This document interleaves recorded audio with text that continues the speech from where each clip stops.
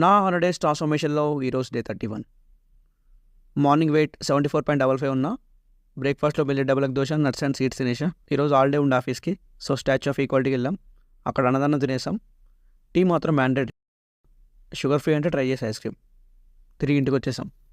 జిమ్కి వెళ్ళిపోయాం. వార్మప్ చేసా. లెగ్ డే కాబట్టి ఇంకా చాలా వార్మప్ చేయాలి. లోవర్ బాడీ అంతని మనం యాక్టివేట్ చేయాలి. ఫస్ట్ బార్బెల్ స్క్వాట్స్ వేసేసా. 3 వార్మప్ సెట్స్ వేసేసా. తర్వాత first main set 100 kg 4 reps వేసా. తర్వాత 100 kg 5 reps వేసా. తర్వాత హ్యామ్స్ట్రింగ్ కర్ల్స్ వేసా 3 sets. తర్వాత లెగ్ ఎక్స్టెన్షన్స్ వేసా 3 sets.